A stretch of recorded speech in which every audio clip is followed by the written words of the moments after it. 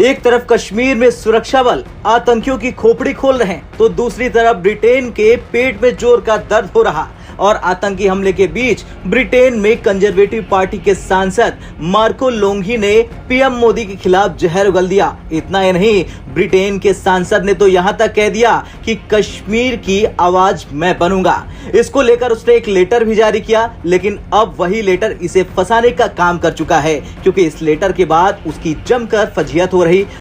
India middle east Europe economic corridor की, क्या ये इकोनॉमिक कॉरिडोर 150 साल से चलने वाले उन रास्तों की जगह ले लेगा जिन रास्तों के थ्रू अभी तक तिजारत होती है?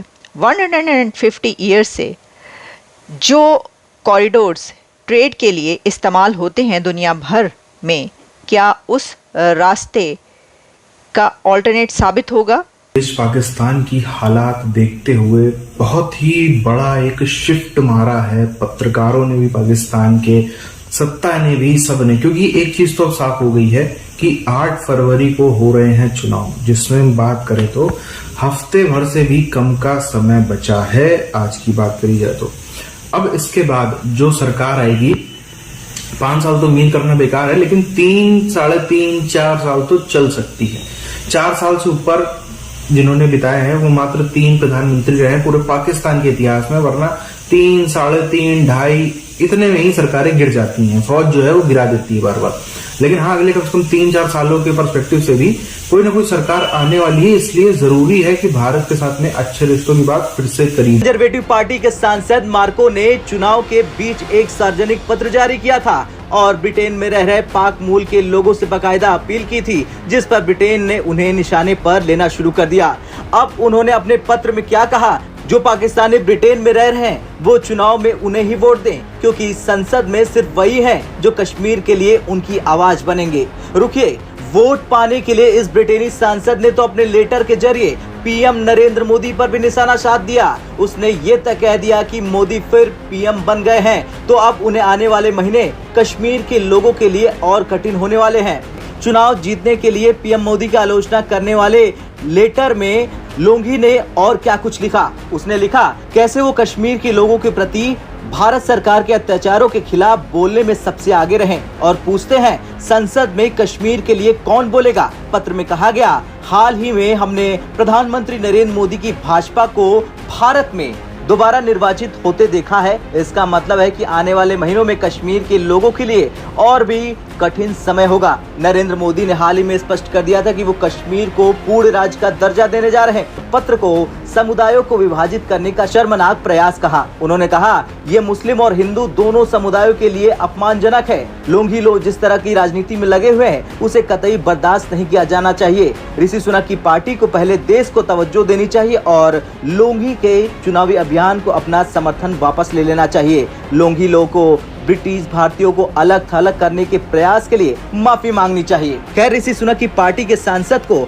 अपनी जनरल नॉलेज सही कर लेनी चाहिए और याद कर लेना चाहिए कि जम्मू और कश्मीर लद्दाख के साथ भारत के अभिन्न और अविभाज्य अंग है और भारत को छेड़ने का मतलब ब्रिटेनी सांसद को पाकिस्तान से जाकर पूछना चाहिए। जियोपॉलिटिकल सिचुएशंस बहुत तेजी के साथ तब्दील हो रही हैं, आप ये भी जानते हैं। जियोपॉलिटिक्स जहां पॉलिसीज़ को चेंज कर रही है, वहां पर ट्रेड के कॉरिडोर्स को भी शायद चेंज कर दे। इसकी वजह यह है, वो रास्ता जहां से दुनिया भर की ट्रेड होती है, वहां पर एक पैच ऐसा है कि जहां पर कंटेनर्स किसी भी हंगामी सूरत हाल में फंस सकते हैं। 2 से 3 दिन लगे उस कंटेनर को वहां से निकालने में और वो वे क्लियर करने में। अब अगर फ़र्ज़ करें कि जैसे इस वक्त दुनिया में 2 बड़ी जंगें चल रही हैं, इज़राइल और हमास के बीच, यूक्रेन और रशिया के बीच, कोई और ऐसी इमरजेंसी की सिचुएशन होती है जिसमें कंट्रीज़ उस रास्ते को ब्लॉक करने के लिए वहाँ पर कुछ ऐसा कर देते हैं, कोई बमबारी कर देते हैं, या वहाँ पर कुछ ऐसा हो जाता है कि वहाँ से ट्रेड रुक जाती है। वो इंडिया से चलती हुई वो प्रोडक्ट जबल अली यानी कि यूएई के पोर्ट पर पहुंचेगी। और यूएई से आगे वो इज़राइल हैफा पोर्ट तक पहुंचेगी। तो अब आप समझ सकते हैं कि इंडिया की एक पॉलिसी, जिस पर हमने कुछ दिन पहले कई दफ़ा बात की कि भारत ने इस कंट्री में ये वाली पोर्ट हासिल कर ली है, भारत ने इस कंट्री में ये वाला तिजारती रास्ता हासिल कर लिया है, भारत ने अम्मान में पोर्ट हासिल कर ली है, इंडिया की तरफ से इज़राइल की हैफा पोर्ट ख़रीद ली गई है, इज़राइल की उस हैफा पोर्ट पर पहुंचती है कि जो अडानी साहब ने पहले ही हासिल कर ली है, वहाँ पर तो है ही इंडिया का कंट्रोल। अच्छा, फिर उसके बाद फिर वो आगे चलते चलते वो पहुँचेगी यूरोपियन कंट्रीज़ तक। तो एक तो ये बात कि अगर कोई इमरजेंसी की सिचुएशन होती है, वो वाला रास्ता ब्लॉक हो जाता है, तो India middle east economic corridor में शामिल कंट्रीज़ को कोई नुकसान नहीं होगा। इस यूरोप के तमाम कंट्रीज़ और अरब कंट्रीज़ भी शामिल हैं और यूनाइटेड स्टेट्स भी शामिल है। तो दुनिया के जो बड़े स्टेक होल्डर्स हैं वो इस इकोनॉमिक कॉरिडोर में शामिल हैं। अच्छा देखिए, वैसे तो बात की जाती है कि ये जो है ये चाइना के belt and road economic corridor जो है उसको एक चैलेंज के तौर पर उसके सामने लाया गया। ओके, बिल्कुल ऐसा ही होता है दुनिया में, हर कोई अपना जो है वो रास्ता ढूंढता है।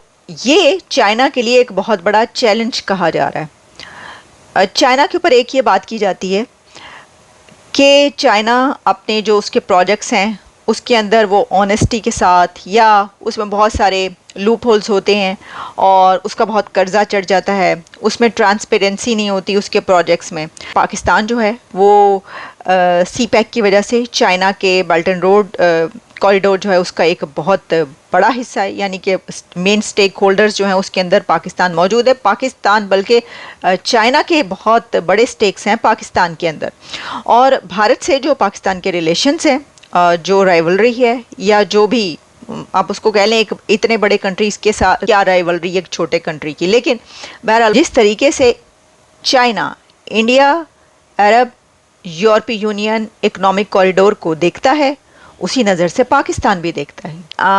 मैं तो ये समझती हूँ कि पाकिस्तान को इस इकोनॉमिक कॉरिडोर का किसी ना किसी तरीके से हिस्सा बनना चाहिए था। यानी अगर पाकिस्तान ये देखता, जो कि कभी भी वहाँ पर नहीं देखा जाता, कि इसका उनको इकोनॉमिकली क्या बेनिफिट है और उनके लोगों के फ़ायदे के लिए होगा अगर वो भी इसमें शामिल हों।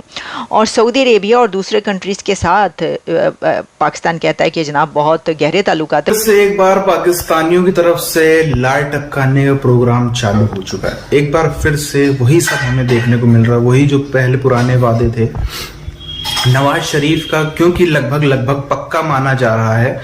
जिस तरीके से ये पूरा का पूरा, इमरान खान भी जैसे जो वर्ड यूज करता है ना कि मैच फिक्स है, जिस तरीके से चुनाव फिक्स है, पाकिस्तानी फौज ने इमरान खान को अंदर डाल दिया।